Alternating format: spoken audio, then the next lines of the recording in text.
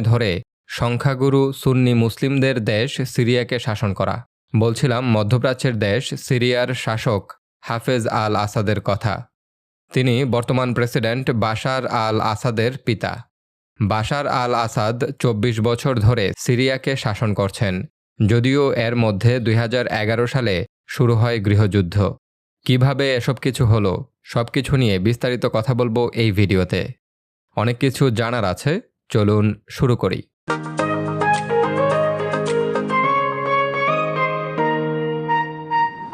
প্রথমেই সংশ্লিষ্ট মানচিত্রগুলো দেখে নেব। এখানে সিরিয়াকে দেখতে পাচ্ছেন। সিরিয়ার পশ্চিমে রয়েছে ভূমধ্যসাগর, লেবানন এবং ইসরায়েল ও ফিলিস্তিন।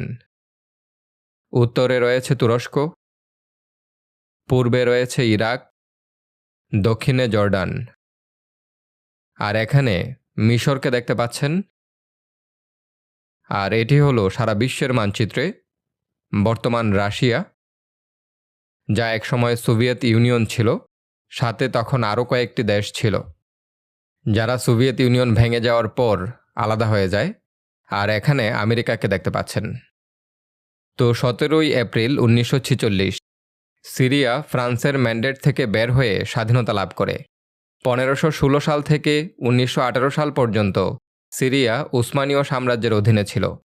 এরপরে প্রথম বিশ্বযুদ্ধের পর জাতিসংঘের মধ্যস্থতায় ১৯২০ সালে সিরিয়া ফ্রান্স ম্যান্ডেটের অধীনে চলে যায়। এরপর ১৯৪৬ সালে সিরিয়া পরিপূর্ণভাবে স্বাধীনতা লাভ করে। গঠিত হয় সিরিয়ার প্রথম সরকার। কিন্তু সেই সরকার বেশি দিন ক্ষমতায় থাকতে পারেনি, কারণ আমরা জানি ১৯৪৮ সালে ইসরায়েল প্রতিষ্ঠিত হয় এবং শুরু হয় আরব ইসরায়েল প্রথম যুদ্ধ। অর্থাৎ আরব দেশগুলোর সাথে ইসরায়েলের প্রথম যুদ্ধ শুরু হয় তখন। আরব ইসরায়েল সমস্যা নিয়ে আমার অনেকগুলো ভিডিও আছে, সেগুলো দেখে নিন। তো আরব দেশগুলোর মধ্যে সিরিয়াও ছিল। আর আমরা জানি এই যুদ্ধে আরব দেশগুলো হেরে যায়, অর্থাৎ সিরিয়াও হেরে যায়। এর কারণে সিরিয়ার জনগণ তার দেশের প্রেসিডেন্ট কুয়াটলিকে দোষারোপ করতে থাকে। কুয়াটলির বিরুদ্ধে রাস্তায় অনেক মানুষ নেমে আসে। ফলে প্রেসিডেন্ট কুয়াটলি সামরিক আইন জারি করেন এবং ইসরায়েলের সাথে যুদ্ধে হেরে যাওয়ার দোষ সেনাবাহিনীর প্রধানের উপর চাপানোর চেষ্টা করেন। তিনি সেনাবাহিনী প্রধানকে চাকরিচ্যুত করার চেষ্টা করেন।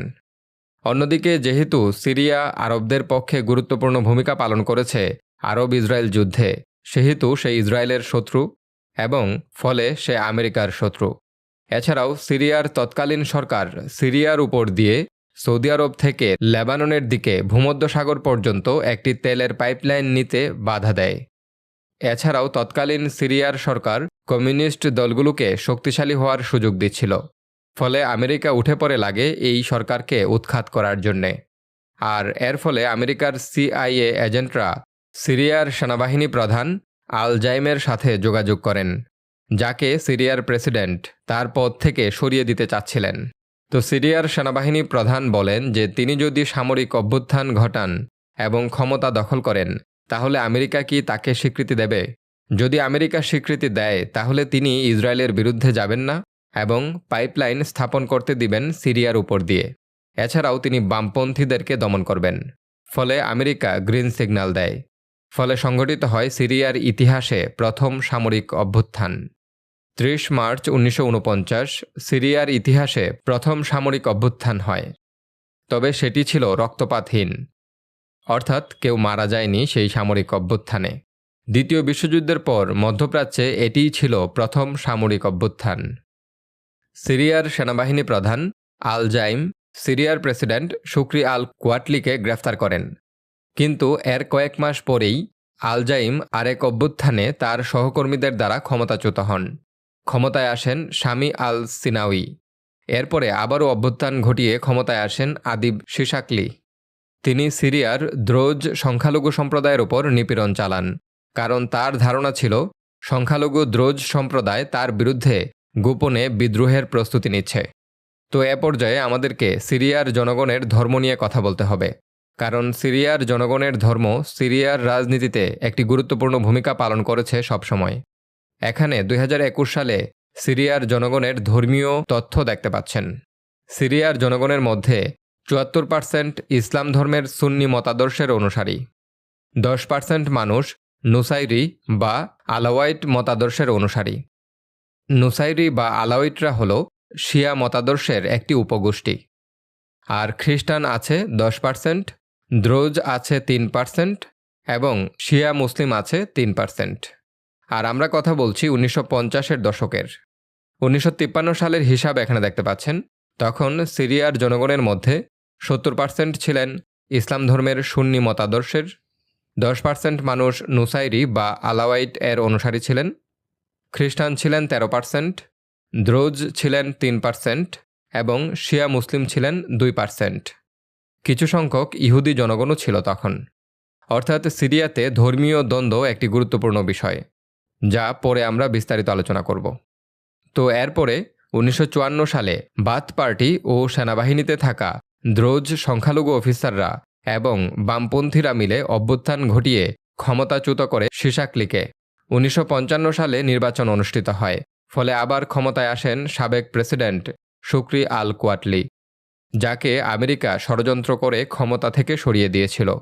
ফলে তিনি ক্ষমতায় এসে সিরিয়াকে সোভিয়েত ইউনিয়নের দিকে নিয়ে যাওয়ার চেষ্টা করেন, কারণ আমরা জানি যে তখন শীতল যুদ্ধ বা কোল্ড ওয়ার চলছিল আমেরিকা এবং সোভিয়েত ইউনিয়নের মধ্যে। তো 1956 সালে সিরিয়া সোভিয়েত ইউনিয়নের সাথে বন্ধুত্বের চুক্তি করে। ফলে আমেরিকা 1957 সালে আরেকটি সামরিক অভ্যুত্থান ঘটানোর চেষ্টা করে, কিন্তু সেটিতে তারা ব্যর্থ হয়। এরপরে 1958 সালে মিশর এবং সিরিয়া মিলে গঠন করে ইউনাইটেড আরব রিপাবলিক নামে একক একটি দেশ। সেই বিষয়টি নিয়ে অনেক বড় একটি ভিডিও বানিয়েছি, সেখানে বিস্তারিত আলোচনা করা হয়েছে এই প্রেক্ষাপট নিয়ে। তো এরপরে 1961 সালে আবারও সামরিক অভ্যুত্থান ঘটানো হয়, ফলে সিরিয়া বের হয়ে যায় ইউনাইটেড আরব রিপাবলিক থেকে।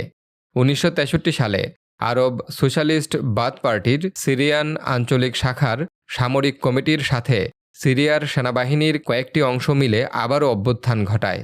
আর 1963 সালের সামরিক অভ্যুত্থানের একটি উল্লেখযোগ্য দিক ছিল, এই অভ্যুত্থানে যারা নেতৃত্ব দিয়েছিলেন তারা বেশিরভাগই ছিলেন সংখ্যালঘু নুসাইরি সম্প্রদায়ের। তাদের মধ্যে উল্লেখযোগ্য ছিলেন মোহাম্মদ উমরান, সালাহ জাদিদ এবং হাফেজ আল আসাদ। কিন্তু 3 সংখ্যালঘু নেতার যৌথ কমরেডশিপ 1966 সালে আরেকটি গণঅভ্যুত্থানকে থামাতে পারেনি। অর্থাৎ এই 3 জনের মধ্যে ক্ষমতার দ্বন্দ্ব শুরু হয় একসময় এবং শেষ পর্যন্ত 1970 সালে হাফেজ আল আসাদ ক্ষমতা দখল করেন। হাফেজ আল আসাদ ক্ষমতা গ্রহণ করেই গ্রামেগঞ্জে যেতে শুরু করেন। তিনি সাময়িক সময়ের জন্য হলেও মানুষকে বোঝাতে সক্ষম হন যে তিনি তাদের ভালোর জন্যই ক্ষমতা গ্রহণ করেছেন, যা তার আগের কোনো শাসকেরা কখনো করেনি। ফলে কিছু সময়ের জন্য হলেও জনগণ আশ্বস্ত হয়। তবে তিনি সিরিয়ার অর্থনীতিতে অনেক সংস্কার আনেন, যার কারণে অর্থনৈতিকভাবে সিরিয়া অনেক লাভবান হয়।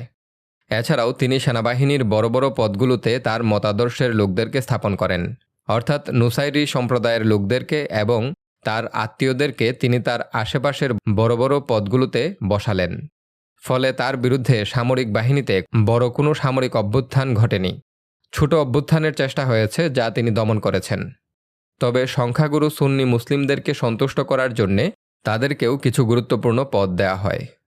কিন্তু ঘরের মধ্যেই শত্রু থাকে। 1983 সালে হাফেজ আল আসাদ গুরুতর অসুস্থ হয়ে পড়েন। অনেকেই ধারণা করেছিলেন যে তিনি হয়তো বাঁচবেন না। বেঁচে থাকলেও হয়তো দেশ পরিচালনা করার মতো কোনো ক্ষমতা তার থাকবে না।